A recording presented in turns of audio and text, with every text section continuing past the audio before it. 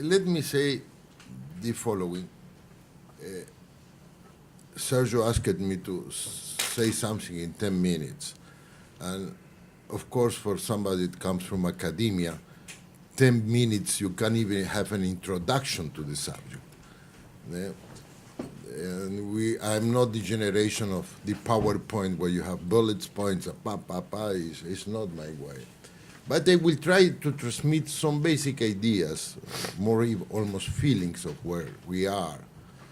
And I think the good news, and I'm being a bit ironical, is that Brazil is coming into the club of the so-called populist, or I prefer to call new type of populism, because populism is a type of a concept that says everything and nothing, as we know.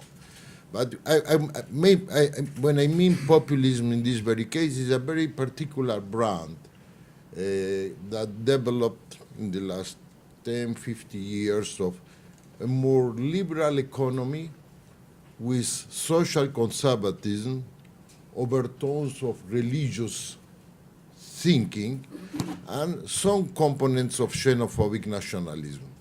Each country has its own mix. Erdogan is not the same like Donald, and so on. Each country has its own history, its own characteristic, therefore we should take care when we compare, but there are similarities there.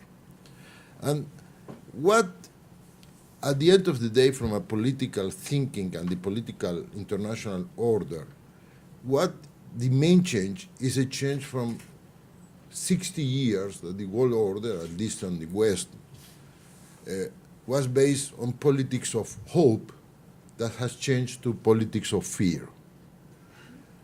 We live in a moment where fear became a main instrument to organize support, local support, and a narrative in relation also to the international order.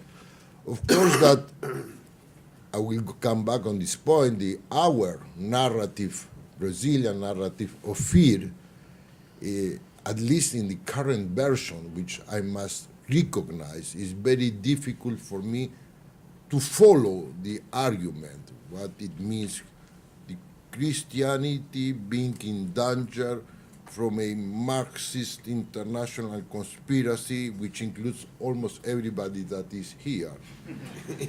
I am not joking. But the charge is already overtaken by the communists, and all this is to transfer power to China. It is, I would say, probably what is really much more extreme than the Ayatollah's version of the international order. I'm not joking. Intellectually, I'm not saying that has or will have much consequences. I will return to that. But really what we are confronting worldwide in different countries with each national characteristics is a discourse of fear, of focusing on dangers and enemies, which of course will, there is no way that it's going to produce a new or better or improved international order. There is no way that this type of discourse, which is different types of versions, because in each country it's a bit different than the other, how this is producing an international new order. The international order, at least on our side of the world, was based on, call it utopias or models of society, the European more based on the welfare state, the American more on the American dream of a market economy that creates new opportunities, social mobility, which was sold to the world, and we wanted, and we like it, basically. So those were the main ideas that in somehow organize our own societies, as ideals at least. From the moment you begin to disbelief in these ideals and you put different versions of nationalism, each one with its own characteristics, it's very difficult, Bill, to see how out of this type of political regimes or political models can produce a new, better international order. I honestly believe that, and this is what is new for people like you, like Tom, that really were practitioners all their life of political relations. The new thing is that you are becoming sociologists and political scientists. You can't understand anymore the international order if you don't understand your own order. For political international relations specialists for almost 50 years, basically they believe that take changes in democratic government, Republican, there is the national interest, the long-term interest somehow organized a stable foreign policy with differences. Now, when you read any journal of foreign policy, you will see basically articles about what is happening inside their country, because those changes have created a new context for international relations. And even if you are international relations specialist, you need to be a national society specialist. You need to understand what is happening in your country, then to try to go back to the international order. This is a challenge. And a challenge I only want to mention, which makes the discussion on international relations much more difficult, because it's not so much about what we can do at the international order, it's what we can do to change our societies. Because if in our societies we will continue to have government that are based on fear, on xenophobic nationalism, it will be difficult to transmit this to some type of idea of international order. Then that is the challenge. And here I only mention the problem because it's too complex to be discussed in so limited time, is what we have done right and what we have done wrong. What is our small piece of responsibility to come to the situation in each country, and each country is different, to this new paradigm of fear and xenophobic, what we didn't understand in all this story. To finalize, don't keep within the 10 minutes, that my good friend, there is irony in the word friend, Sergio Fasto, asked me to stay.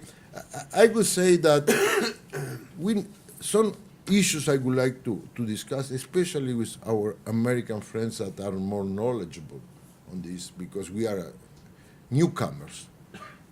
What is the alt-right movement real importance, their capacity to articulate an international movement, and that can have consequences on the international order?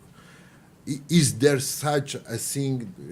I don't like conspiracies, and in spite of all the importance that Steve Bannon can have, can we judge, evaluate what is there of reality, how much can he advance? And as we know, nationalist government have very limited capacity to negotiate in principle, because their own strategies are if everybody here says me first, probably the meeting ends. Then there is a problem about me first. How you tame that with some type of common consensus and rules, common rules. The second issue is what you think may be the relationship between Trump government and our new government beyond discourse. The discourse in principle, you have now the best friend in the world. It calls Brazil. Okay, be happy for that, but that is, we know very well, this is narrative. What are real limits to this narrative? Of course, you can ask us to, what is the importance of this narrative to the real foreign policy that we will have from January onwards? And of course, we know that this narrative, it has inside government counterweights that are not so happy with it. But I think we need to begin to think what can be the possibilities of limits of this new political orientation, which in our case is very particular, I think, because this government, as I said, is this mixture of rationality and beliefs, and they decided to give beliefs to the education and foreign minister. To probably their function will be to be in the cultural front and the cultural wars. Those two ministers clearly have this function in this government. I'm not sure, which is a problem for us, because still doesn't say what they are going to do in education, and we have some problems in the education system. And this new minister is only speak about the cultural front, and we have also problems in foreign policy, and this minister is speaking about Christianity and medieval thinking. Then we still have an open issue. As my good friend Sergio, and I insist my good friend Sergio also already mentioned, my time is over. Thank you very much.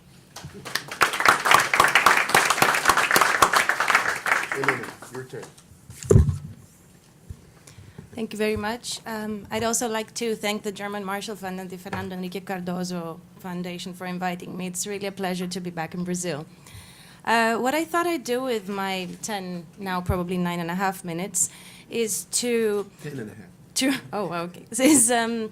Is basically to do three things. First, to reflect, of course, like everyone, on what's going on, but really trying to give it to give it a specific nature, because I think one of the big issues we face in the multiple events on these phenomena we see today across the world is that we talk a lot about what's happening, but we haven't still managed to narrow it down to the extent that can give us concrete points on which we need to focus to find solutions. Because a rise of populism, authoritarianism, nationalism, all these things are things we talk about a lot, but if we're to find a way forward, we really need to really look down into the nitty-gritty and the micro variables that have brought this about. So the second thing I want to do is talk about, can we really see, what are the similarities across the board, across the world that we can see, where we can say, that we can identify as common and therefore possibly to be faced with the same solutions, because we talk about these phenomena as something that's happening across the world, but there are so many varieties and so many different variables to each that we really, if we're going to search for common solutions, I think we really need to look at what are the common the similarities among them. And of course, thirdly, to propose perhaps some thoughts for the way forward. So what's going on? Of course, everyone in the panel has talked and will talk about it. We are definitely facing a crisis. Whether this is a crisis of democracy or a crisis of liberal democracy, and thus opening a conversation on what exactly is democracy, can it be something else beyond the typical liberal democracy that we think of? Is this an economic crisis and therefore we're just seeing the results of it? Or is it just a cyclical phenomenon of history where we've gotten to a point where so many variables have converged that there really is too much space for a new model that we still haven't reached? It's really hard to say, but sometimes I think of 15 years ago, so around 2003. And this country was going through the transition between President Fernando Henrique Cardoso and President Lula. Turkey had just brought about, Prime Minister Erdogan had just won, and it was greeted as a moment of hope that perhaps we would see some kind of new model of democracy in an Islamic world. Viktor Orban was being funded by Soros and generally a good big transatlanticist and open to the liberal world. I don't know if anyone would have at the time called Donald Trump a Republican. So we're talking about 15 years where we've seen major changes. So clearly something has happened that a lot of individuals have decided should be faced in the way of embracing populism, embracing this kind of conservative model. So I really think we need to think of these 15 years, the economic crisis, its consequences, and basically the mistakes have been made, which have led to questioning mostly liberalism, because democracy so far hasn't been threatened to the extent of threatening the idea of representative elections. And that's something I think that's an optimistic note so far. We talk about turbulent democracies, but so far we haven't really seen anyone question the fact that we should have elections. And I think, we have to keep thinking of the positives. Going to the similarities across the board, because indeed I find it at times difficult to think, or rather dangerous to compare Erdogan with Trump, with Bolsonaro, other types of left-wing populism like Obrador or Tsipras, and then Duterte. There's so much across the board that I think maybe leads us to dangerous paths when we say it's all one. Because indeed populism is everything and nothing, and I think we really need to focus more, if we're trying to look for solutions, on practical aspects of them. So a common feature across the board, I think, is mistakes that were made before. Mistakes in handling economic crises and the effects they had on different parts of societies. A big mistake, or rather something that was not achieved, was to accommodate, of course, technological change, as has been made. It was assumed that technological change was narrowing the gaps between people, but in many ways it was broadening the gaps because of the extreme understandings that different groups had of how others live. And that was not accommodated in the way that would appease certain people's insecurities about how life can be and how life is. Another, I think, mistake that we've seen is managing urbanization and deindustrialization in certain countries. That's, again, something we see across the board. The sectors of economy, rather, managing changes in economic activity have at times created inequalities that were not sufficiently managed. And of course, the urban versus rural divide that was ensued has led to a very different mentality and attitude between people who live in cities and people who live outside cities, and we see this in all the electoral results. So this, I think, is something we can observe across the board. The second thing was the rise of insecurity and fear, as has been mentioned. That is also something we see both in Europe, South America, North America. I think one phenomenon that is interesting is that for a while people were voting based on values and ideology. On the left, on the right, it was very much about how, sort of a normative assumption about how things should be. Today, across these countries that we're studying, whether it be Brazil, the EU, the US, people are voting on the basis of what are we afraid of? Who can we elect that will sort of save us or protect us from various types of economic insecurities, economic problems, or even bigger national security threats, nuclear threats. It's all become about fear. So as a motive for people to vote. And of course, again, a similarity across the board and across the countries. That fear has led to various types of political elites instrumentalizing insecurity, but also instrumentalizing this glorified vision of the past where supposedly things were better and people were not so afraid, whether that be Brazil some very long time ago, or the US when it was producing its own goods, or the EU when we were each our own states and could manage our own business. So this sense of bringing some comfort back into people's minds using a model of the past, we can see it in many places. And of course, this leads to a big problem, which is everyone is so much focusing on how to bring back this that no one is thinking of a forward-looking narrative. And or some people are, but not communicating perhaps so well, because the reality is that we cannot go back to this past because so many variables have changed, but somehow those who are trying to sell this past are doing it very well. They're using social media, they're producing imagery that is attractive to the voter, because the future is such an obscure notion that you can't really imagine it. So for those trying to move forward, for progressive forces, that are trying to find a new way to move to a new modernity, the access to an image that can be conveyed to the voter is, of course, much more difficult than those who are just bringing back the past. How am I with time?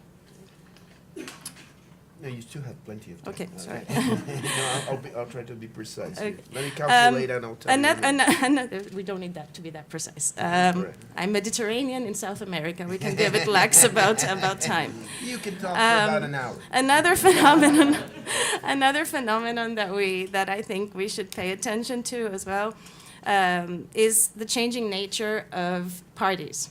I find it always very interesting that in many of those countries that we're talking about, we see more or less the same party system and the same types of parties existing for decades, while we've witnessed so many different types of changes in different areas. So industry has changed, business has changed, digital has changed, so much has changed, and yet more or less we see the permanence of the same parties. And as a result, of course, we're seeing recently the erosion of established parties, or, in Europe, we've had a multiplicity of new types of parties, whether it be to the left or to the right, that have emerged. The center is an interesting place to watch. Social democracy is really in the process of, social democrats are really in the process of reconsidering exactly what it is that they stand for, because we've seen dramatic losses in social democratic parties in Europe.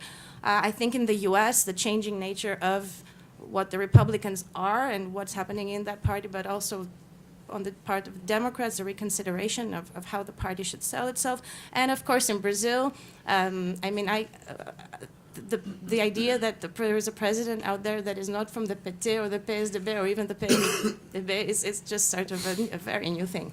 So I think parties is also something that has been changing in all these countries and is a phenomenon of this crisis that we're trying to understand, that may perhaps be leading to a new reality, and perhaps something that is needed, because of course we've been living in a situation of crisis and flux for the past decade. So obviously this is a transition period to something that may well serve the purposes of this society better. The question is, what is that?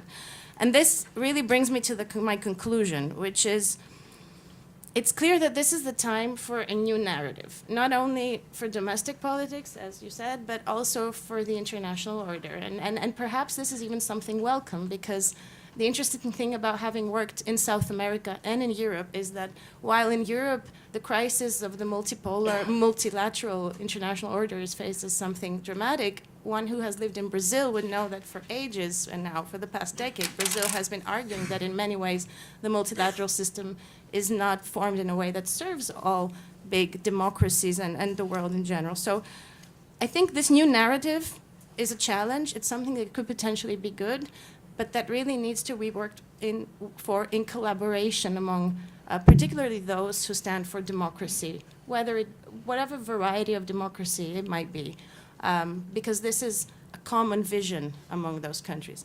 And indeed, as was mentioned by Bernardo, a very critical part of achieving such a new vision and a new narrative is avoiding working just on the elite level, on the international level, because what we've seen through this crisis is that we need to understand each other's domestic politics. We need to understand each other's societies. We need to understand who is the Brazilian voter who has a big fazenda in the south, a rural Brazilian voter, and a rural American voter, and some European on a small island who is looking to the EU for cohesion funds and doesn't get them. So we really need to understand this if the new kind of order that will come out of this is to serve the people themselves. I think this is really something we see there.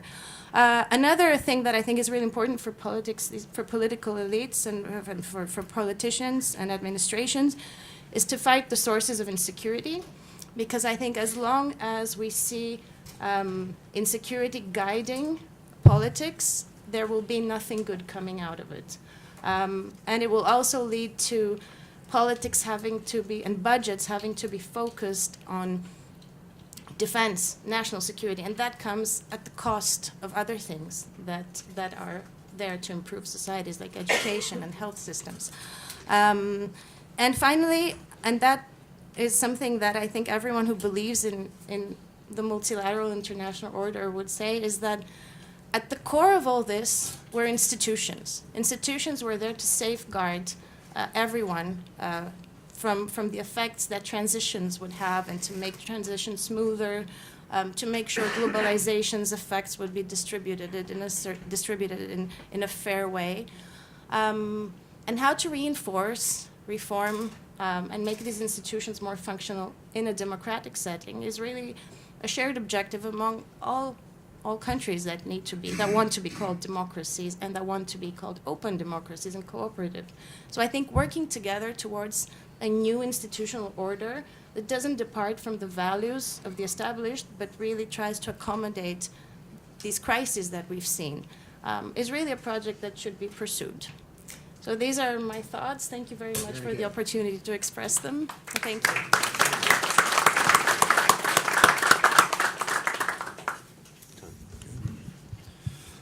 Thank you very much, Sergio, and it's a great pleasure and a great honor to be here today, to be with all of you, and to have this consequential conversation, and especially to follow Bernardo and Elena, who I think have laid out very well the conceptual and intellectual challenges we face, and from there we have to understand the organizational and political challenges that we face, although I am worried that diplomats are going to have to become sociologists. I'm not so sure about that.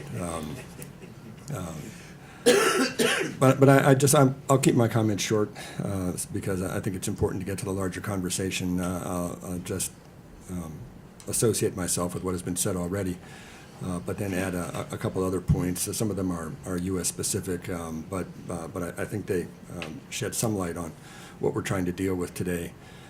First, Bill McElhaney noted that we should not be fatalists, and I agree with that. I'm not sure that democracy is in crisis. It is certainly in change. It is certainly evolving. But I think it is responding to global events, to national events, but especially to profound economic and social change in ways that I think, if managed properly and with the right kind of popular participation, will actually leave our institutions stronger and better positioned to deal with the kinds of challenges we're going to face in the 21st century as we get deeper into our century. And what I mean by this is not anything brilliant or insightful. It's just a fact of life, which is that economic and social change always outpaces political change.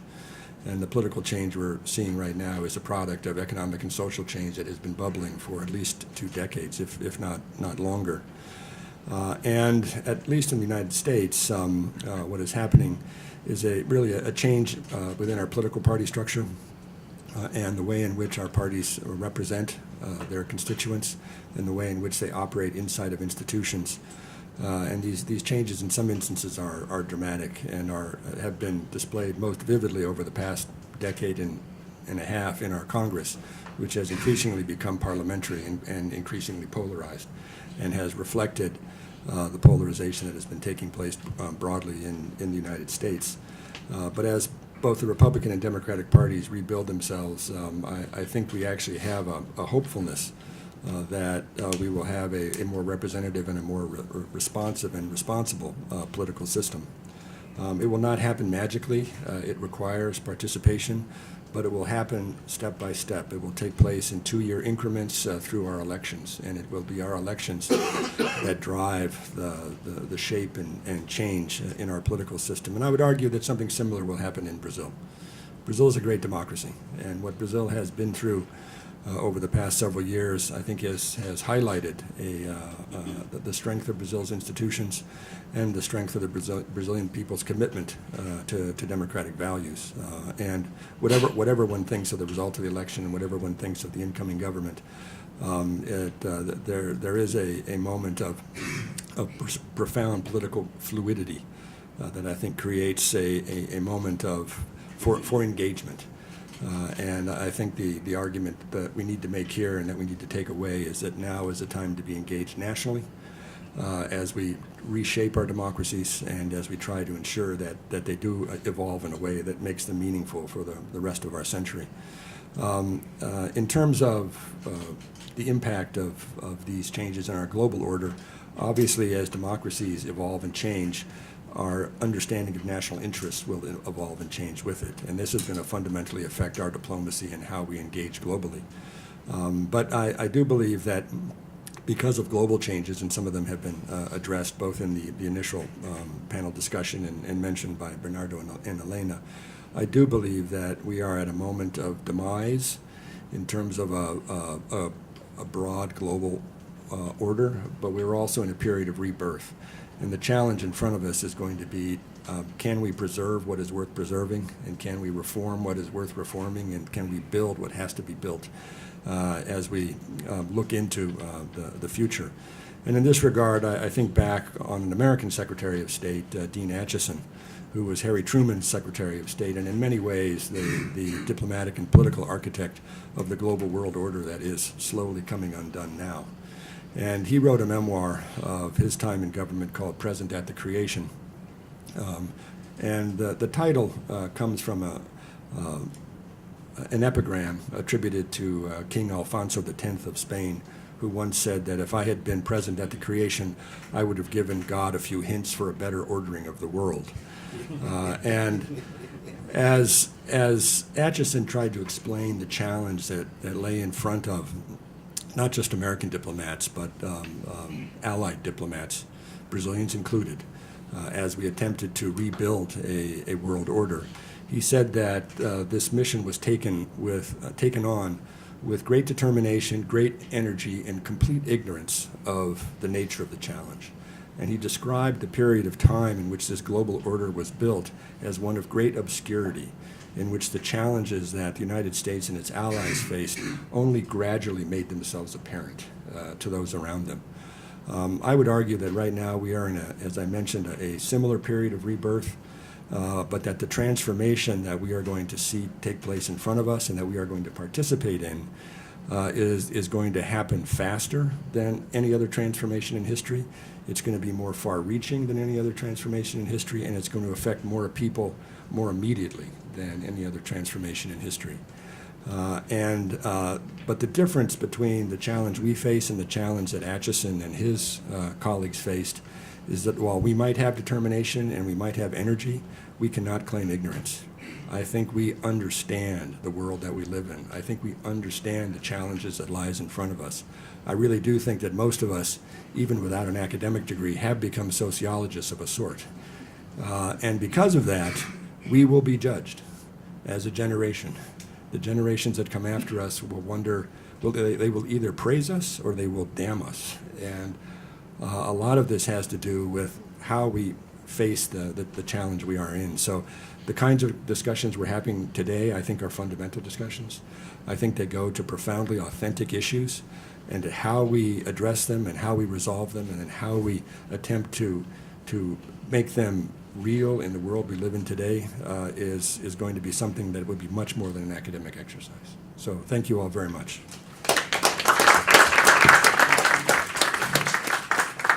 So, all right. What I will try to do here is to make questions that might provoke further discussion among you panelists, and then I will invite you to make questions yourselves. Bernardo, starting with you, and this is, I think I want Tom Channel also to make comments on that, because you have deliberately emphasized the discourse dimension, right? And in the case of Brazil, I think the appointed foreign minister, and one thing is rhetoric, right? The other thing is our realities, and clearly in the coalition that has formed around the president-elect, you have two other groups which, in my view, were more powerful than those which are embarked upon a sort of cultural wars. And what I have in mind is the liberal technocrats gathering around Paulo Guedes with the clearly a Chicago-like kind of economic agenda that runs contrary to that kind of cultural wars, and the military, which have completely different views on issues that are dear to the outright. How do you see these things playing out in the shaping of Brazilian foreign policy? And Tom, what do you think how this will interact with the U.S.? And because in the U.S. you also have this kind of mix within the Trump administration, ideologues and pragmatists. Who will set the tone in this relationship? And please take into account the broader context, which is one of the trade war between China and the U.S. Is heating up, right? And this is a big challenge for us, because if we are forced to take sides, this is not good news for Brazil. Please comment on that, Helena. And I think you made a very good point about the crucial importance of forging a new narrative. So I'm in two minds here, whether to ask you to elaborate a little bit more on that, or to take advantage of the fact that you're European, you're Greek, you're based in Brussels, and to ask you about what are the prospects of the new parliamentary elections for the European Parliament in first semester because this will be a crucial moment in the definition of which forces prevails in Europe in the coming years. So, just throwing questions into the air, pick each one you want and make your comments for about 5 minutes each. Thank you, Sergio, because it gives the opportunity to begin to focus on more specific issues. I think we have always two dangers in front of us. One is to dismiss completely rhetorics as a purely instrumental thing that at the end of the day will have no consequences, or on the contrary, to especially we intellectuals. I need to recognize even myself at the moment of, before the election, we became all hysterical on the base of the previous declaration of Bolsonaro. Really, according to the declarations, we were going directly into an authoritarian regime without any intermediaries. And because we intellectuals tend sometimes to overstate the importance of narratives. Being said that, I think there is a basic problem for this new government. The ultra-liberals, they know what to do, or they think that they know what to do at the economic level. But they don't have a narrative for society to keep power. Now, government is about the capacity to keeping legitimacy and going to the next elections with good chances to be re-elected. And I don't think that the ultra-liberal technocrats, like our own non so ultra-liberal, but also technocrats, were always bad. And I think one of the problems of the parties that were defeated, if I may say even my side, is because was technocratic and not capable of talking to the people. Something that we know, for instance, for a long time still now, Lula did. The point is, narrative is about talking to the people and giving them an idea about hope for the future. And this, neither the military nor the liberal technocrats are good in the job. Then, being said that means that somehow those people at this moment, these 2 minutes that are responsible for the cultural narrative, will have importance, not in their own field necessarily, foreign relations or education, hopefully not, in neither of them. But I think this is not their function. The function is to help to create a narrative that produces the basic legitimacy for which Bolsonaro and his family are fighting for. And this is, I think, is relevant. And of course, here will come the other players in the game, how much this is going to have consequences in society. I think there will be groups, political groups, that will be interested in even over-emphasizing the importance, because create the space where the center is eliminated. Then this one type of extremist narrative opens the way for the other side that wants that narrative and present themselves as the only alternative to that narrative. And this is the danger, I think. And the danger is what, and we were discussing yesterday informally, what people more on the center, call it this way, need to do to confront this narrative without playing the game of the narrative. I think this is a major challenge. Tom.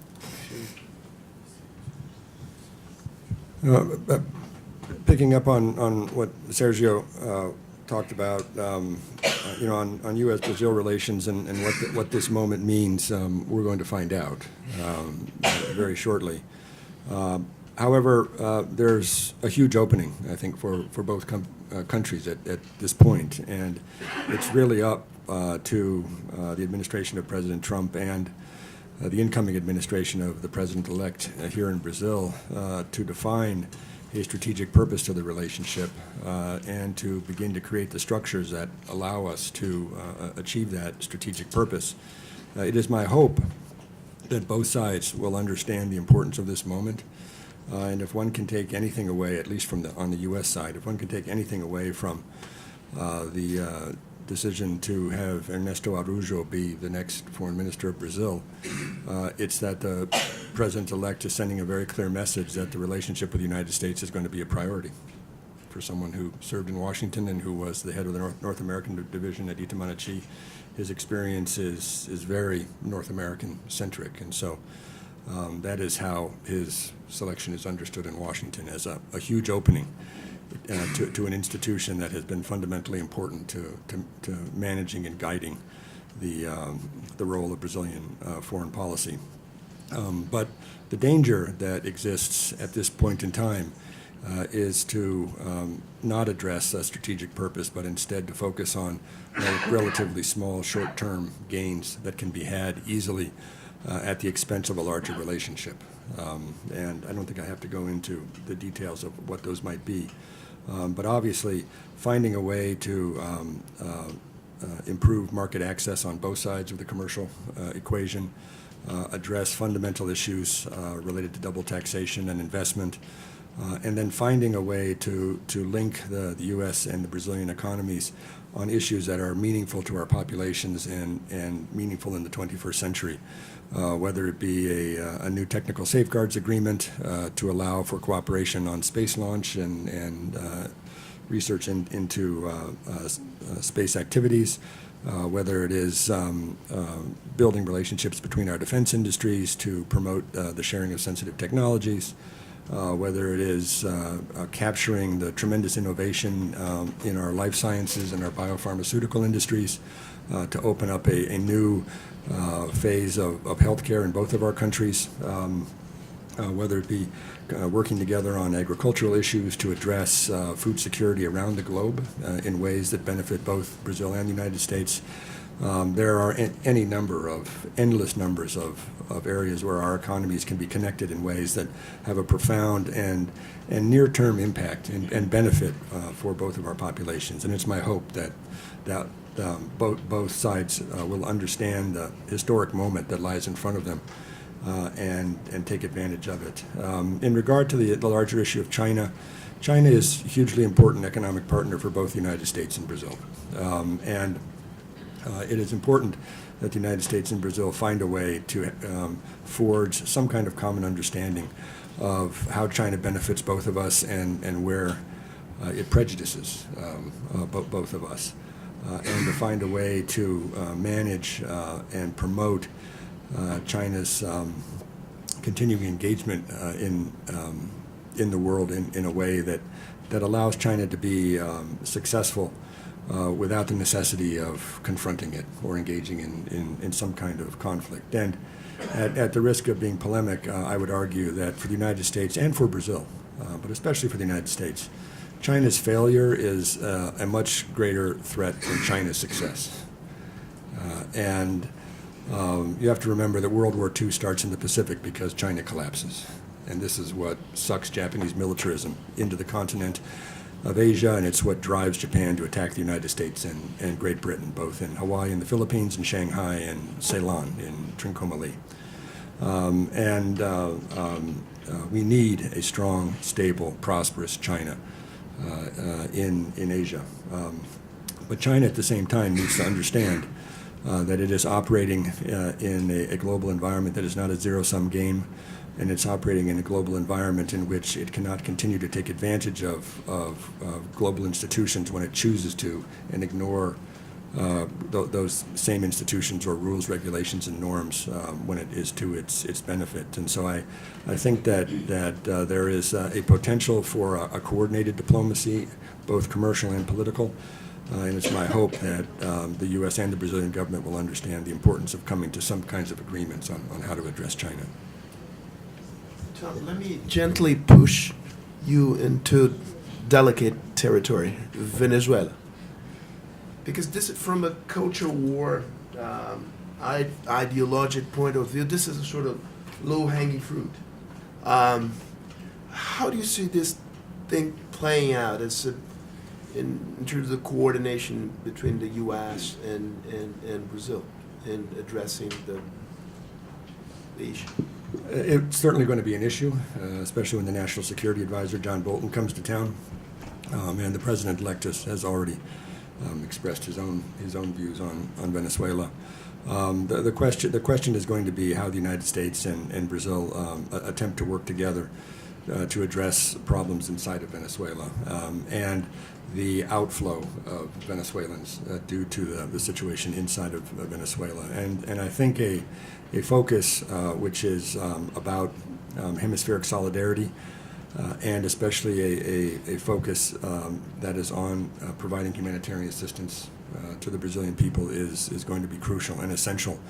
And I do think this is an opportunity for the President-elect to display a degree of leadership in South America that he should not let pass.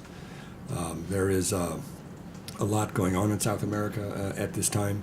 The Trump administration, working with allies around the region, has been able to fashion, both in the OAS and through the Lima Group, a broad Latin America approach to Venezuela. But now we actually have to find a way to take this moment of political solidarity and make it real and make it effective. And this is what has not happened up to this point. Ideally, it would be done in a way that permits the Venezuelan people to solve their own problems internally, while making it very clear that the region stands in solidarity with democracy and the well-being of the Venezuelan people. And then your turn before we open the discussion. Well, very, very interesting and large question you posed. In fact, there is currently ongoing in Brussels a big debate on the future of Europe. Every head of state is invited to the Strasbourg session of Parliament every month to give their vision. So I say this to say the discussion of what the future narrative will be is the main topic right now. And of course, the main reason for this, I think, is the prospect of Brexit, not even a prospect anymore. It's kind of happening, unfortunately. So in the face of Brexit, in light of changes in the transatlantic relationship, a lot is changing about where the EU is going, I think, and the narrative ahead of us. I should say this is my personal opinion, not the European Parliament's. And we see this a lot in the engagement as well that the EU is having with the world. So I think if one watches the EU closely, the developments we see in security and defense policy, the way that trade agreements are being completed and then followed and really pursued, I think we're seeing big changes in what the EU aspires to be. With particular regard to the question of the elections which you posed, without having a crystal ball, I think these elections are going to be really interesting because in many ways, just like the US midterms that we just saw, these may be the European Parliament elections that will have more visibility than they have had in a very long time. The reason is that for all the discussion, for the reasons of all the discussion we've mentioned all the reasons we've mentioned in our discussion, where people are being very engaged right now in politics. It's a bit of a paradox because on the one hand they're disengaged in the actual voting, but they're very much active in discussing politics on social media, etc. So there is some movement going there, and primarily, and the other reason why I think we'll see a lot of things happening is because we're seeing a reshuffling of parties, and I think that we'll see very interesting things happening in these European Parliament elections. Things to watch for example, how the main Christian Democratic Party, the European People's Party, will act on the issue of where are the limits of where does it end to the right in many ways. So, as you may know, Viktor Orban's party is in the EPP, so the Christian Democratic Party. So there is a debate there of whether that is actually the limit of how much of what the ideals of the party stand for. The Social Democrats are also in the process of redefining who they are. We've seen a very interesting phenomenon actually that we've seen is that new parties that emerged and were consolidated at national level and empowered at national level are now seeking to join more established parties. So, for example, there is a discussion on whether Syriza, Mr. Tsipra's party, would move to the Social Democrats. We've seen with ongoing discussion on which group will President Macron's party group. So we have new parties that are now seeking out where they stand in the European group prism. And we've seen on national level certain things that we may see reflected on the European level, such as an empowerment of the Greens in certain parties. So we're going to see a very new I think, division of power among the parties and the groups. One thing that everyone is watching to see is whether the extreme right parties will manage to unite in a common front, much as Steve Bannon would like to see. But that's also showing, but watching this also illustrates the inherent weakness of them doing so, because it actually makes one realize that all of these extreme parties across Europe, extreme right parties, don't exactly follow the same lines of thinking. And that actually, in the end, may end up weakening the perception that we have a united front of extreme right trying to really consolidate power at European level. So that will be an interesting thing to watch as well. Of course, everything hangs on how many people will eventually vote. I mean, this has been the big thing about European Parliament elections forever. Legitimacy, how many people vote. And it's generally levels of participation tend to be low. What has been the average? And it's 49% or something like that. I don't remember the exact number, but it ranges. Sorry? In some countries it goes much higher, yes. In some countries much lower. Yes. Well, in my country, it's up to 65% in Greece. So but we are very surprisingly participative. But interestingly, this morning I read on Twitter that in an event that's currently being held in Brussels, one of the vice presidents of the parliament pointed out that 40 million people more voted in the last EP election than in the last US, not this one, but the last US midterm. Of course, there's a population difference, but even so, he made the point, why do we consider EP elections so irrelevant where we have so many people voting and then the US midterm is never questioned? So there is something to that, I think.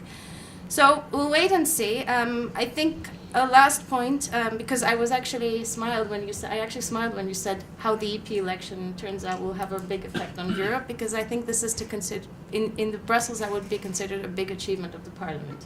Because Parliament, as you know, doesn't have that much competence on the EU level, and the mere fact that it's now becoming a more important actor shows that democratizing and legitimizing the process is becoming a big challenge that is slowly being achieved. Thank you. All right, thank you so much. Well, now we start the conversation with the audience. Me first type of guy, Lorival Santana. Please, you need the mic. I will take three questions, and then we come back to the table. I wonder if Ambassador Shannon could elaborate on the trade relations, the future trade relations between Brazil and the U.S., because now we will have two presidents which have a mercantilist approach of trade and a protectionist tendency. Although our future economy minister is a liberal and will probably try to open up, the future president, is nationalist. So we don't know exactly how this will play out, but this chemistry that the president-elect is looking for, which doesn't look like doesn't look reciprocal. I haven't seen any sign from President Trump that he's so much in love with Bolsonaro as Bolsonaro is in love with Trump. Somehow the same dynamics between Putin and Trump, the other way around. Have you seen any signals from the American government that they are so engaged in the future Brazilian government? And how do you think this trade relation, what would be more prevalent? Is it the mercantilist approach, or is it this supposed chemistry? Samuel.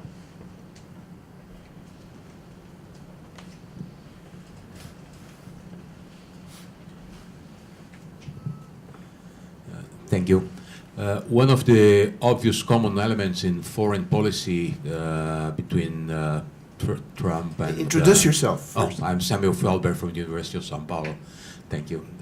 One of the common elements, obvious common elements of the foreign policy of the Trump government and the future foreign policy of Brazil is the focus on Israel and the proposal, the Brazilian proposal to transfer the embassy to Jerusalem.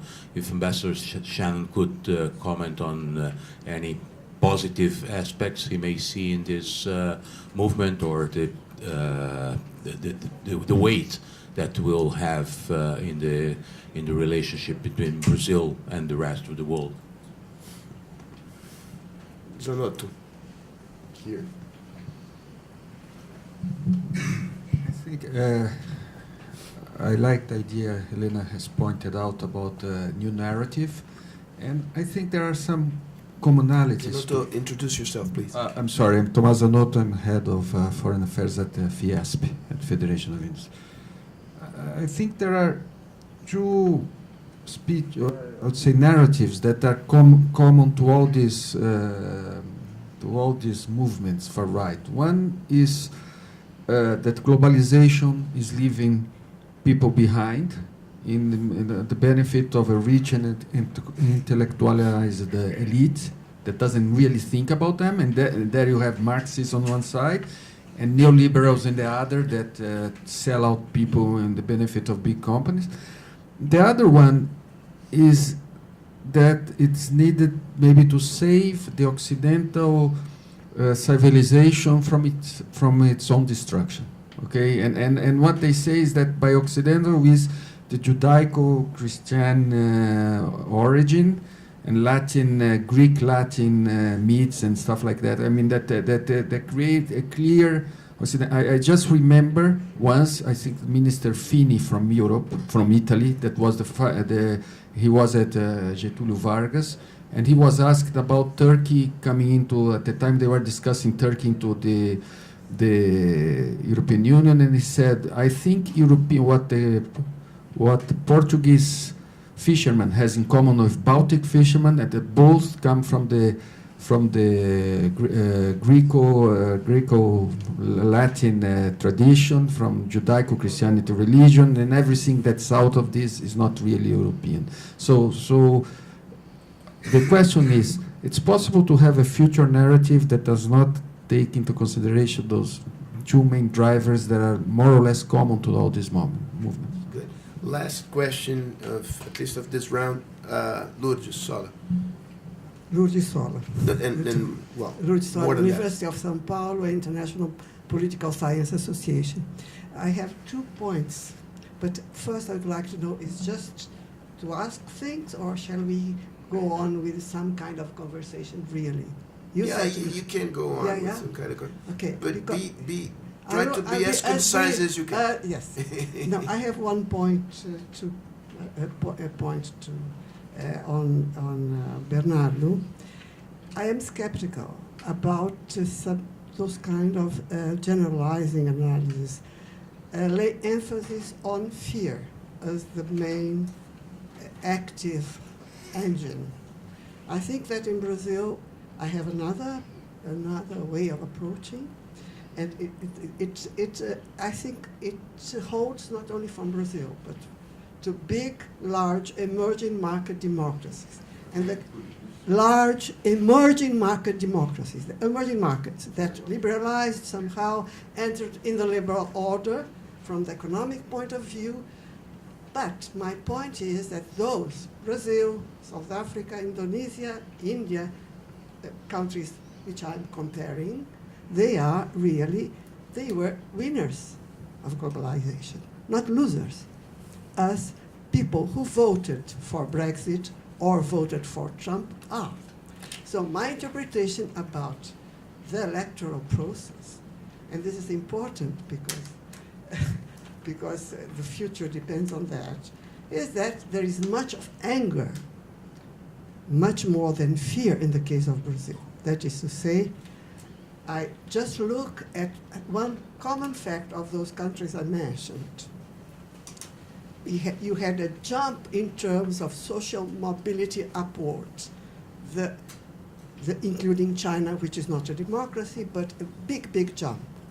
So those countries, that's my hypothesis. I'm really submitting a big project, 5-year project. But looking at those On the mic, please. those are countries which where growth was sustained. There is no such a kind of, let's say, regressive utopias. India and Indonesia, no way.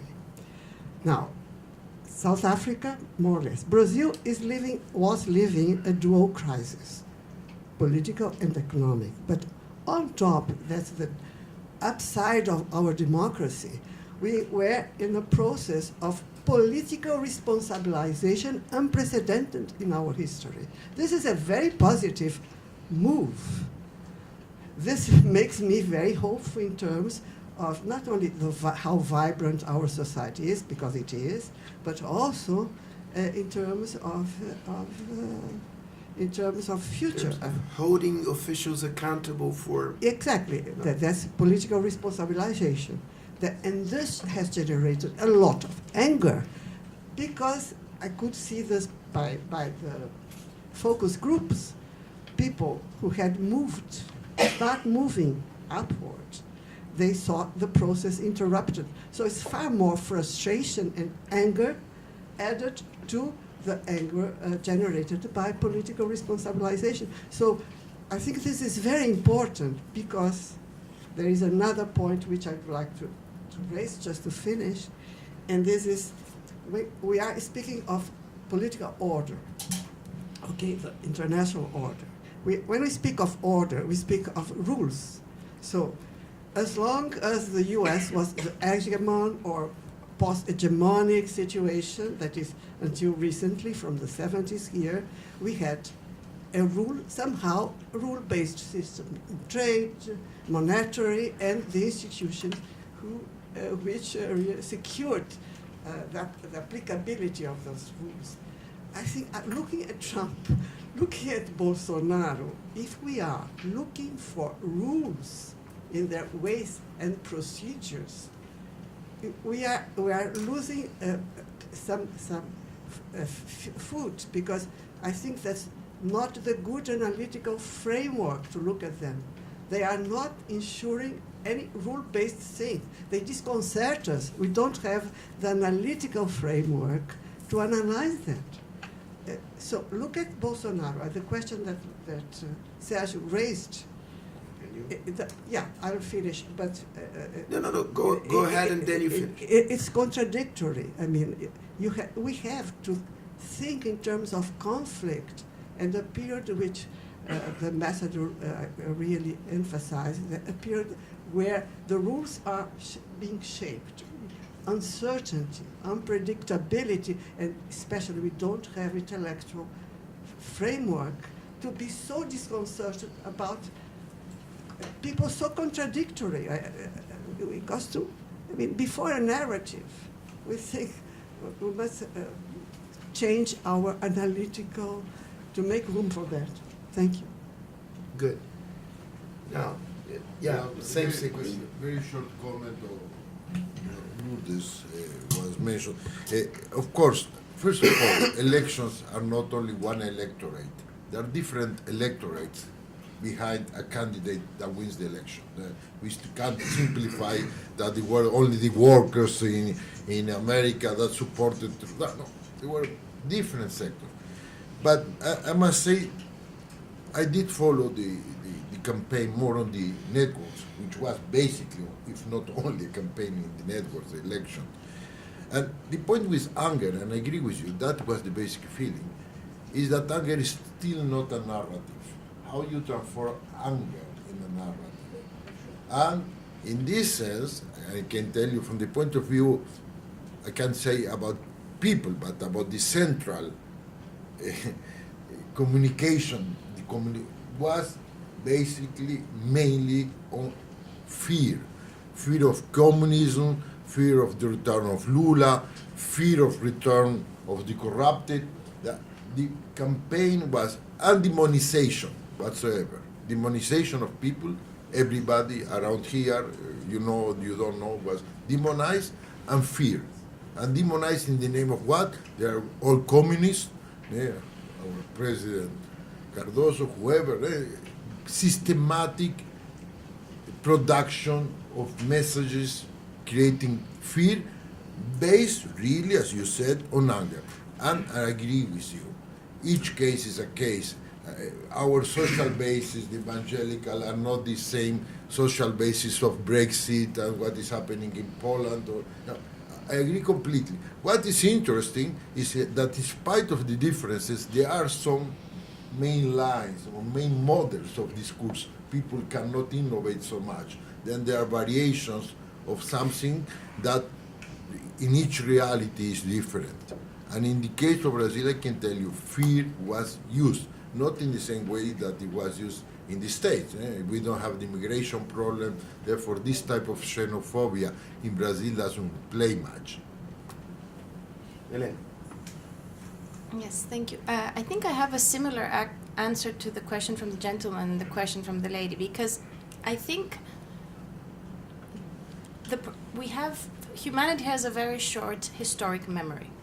The reason why we got over the definition of identity on the basis of the Judeo-Christian religion and Greco-Roman heritage, or why we're trying to get over that in the EU, was exactly because that kind of definition of national identity was leading to a lot of conflict.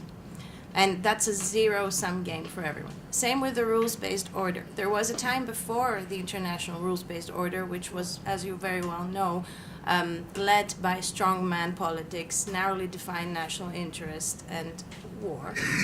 And as long as that, for the winner of the war, was working out, I don't think they were thinking of entering a rules-based order and having this diffuse reciprocity that we say in IR through institutions. But the minute the realization of how destruction in one part of the world ultimately impacts internally most of the world because of interlinkages, and the sum of the game, when the sum of the game is negative, it's negative for all. When that realization emerged, gradually the world entered into the system that is imperfect that we have now.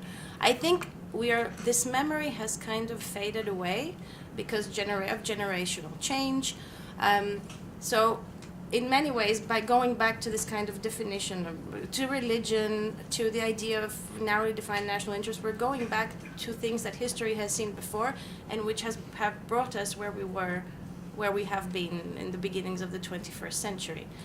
So all of this, I think we've seen before, and the challenge now, and that comes to the new narrative, is how to not repeat history again, because it's like, the same experiment again probably will lead to the same result. And I think this is what the issue at hand is here. And just since I have the floor, I just want to say I cheekily consulted with my Google friend, and I was 5% up on my figures before. So it was 45% participation in EU elections and 60% in Greece. I don't want to be the optimist who is creating fake news. So, John, before we start, let me try to be provocative in the better sense of the word here. To what extent we are caught in a sort of vicious circle? Because it's clear that we are facing global challenges that could only be dealt with appropriately through global or regional governance. Be it migration crisis, be it climate change, be insecurity. But these are the very mechanisms which are at stake in the deep crisis of credibility. So and I agree with you that if we should not be fatalists. But I mean, the future doesn't look really bright, right? What is your take in this? What are the risks of this transition? And yeah, I mean, that's enough. I think I understand. Should we just line up and jump out the window now? You're close. Yeah. Well, first of all, as noted, because we're in this period of, I think, profound transformation, and not only of global institutions and how we deal with global issues, but also in terms of rising regional power, some with global ambitions, we are going to be in a period of conflict and confrontation, without any doubt. The question is how we manage it and how we address it. And this is where I think it's important not to be a fatalist, because there is a huge upside to finding a peaceful path through this period of conflict and confrontation, and trying to reduce the impact, especially of any military conflict. Because we have seen, if we've learned anything from the 20th century, is that peace is prosperous and war is not.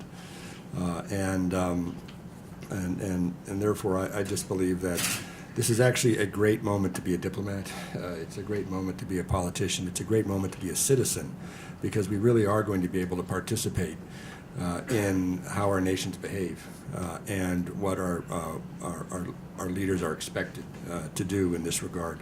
And this takes me to the original question on trade relations, and especially whether or not the goodwill and warm feelings of President Bolsonaro are being reciprocated in some way by President Trump. I believe they are, insofar as he can do that. I mean, their initial conversations have been very positive. They have been presented as such publicly by the White House. And the fact that the president is sending his national security advisor here, I think, is a very, very clear signal that he wants to engage before January 1st and to jumpstart a process.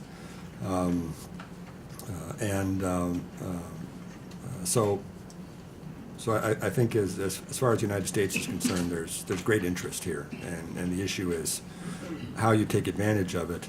On the question of whether trade will be mercantilist and whether an America first or a Brazil first mentality is somehow going to not allow the gears to mesh in a relationship, it's a very good question, and it's one we're going to have to see, and it's going to depend a lot on the skills of, on the American side, people like Mike Pompeo or Wilbur Ross or Richard Lighthizer, to determine where we can go. I mean, there's nothing mystical or unknown about the U.S.-Brazil commercial relationship. Both sides have had clear understandings for quite some time about what is possible, but what hasn't been done. And so I don't think a lot of work really needs to be done in terms of figuring out what our goals should be. It's really a question of how we get there and trying to take advantage of this moment. That said, I don't pretend I have deep insight into the thinking of President Bolsonaro. I do have some insight into the thinking of President Trump. And in both instances, I think we're dealing with leaders whose approach to each other is very political and intuitive. And therefore, it's really going to be up to others to fill in the substance of it. And I think this is a moment where we need to recognize that this is a work that cannot only be done by government officials. It has to be done by our civil societies, but especially by our private sectors, and especially by the leaders of our economies, the private leaders of our economies, because these are the ones who I think can help move past a mercantilist moment. And I think where there's an advantage here for both of our countries is that there are many aspects of our economies which are complementary. And there are many aspects of our economies where the potential for synergy, especially if our purpose is understood as not simply access to each other's markets, but access to global markets and guarantees of access globally. in which we're going to be able to work together. And in this regard, the question of Israel and Jerusalem is very striking because should Brazil decide to move its embassy to Jerusalem, it will be the first significant country to do so after the United States has done so. I mean, Guatemala did so, but it did so for very specific internal political reasons. And given that Brazil under the Lula administration had recognized the Palestinian state as a state, this would be a major shift in Brazilian policy that would reverberate in a profound way, especially in the Middle East, and affect Brazil's relationship with Arab partners that historically have been important to Brazil. So it would be a very dramatic statement that would, I think, set a tone in the relationship, and especially between the two men. Well, let's go for a break. 10-minute break, then we reconvene. Let me thank all the panelists for sharing their thoughts with the audience. Thank you, the audience, for making questions.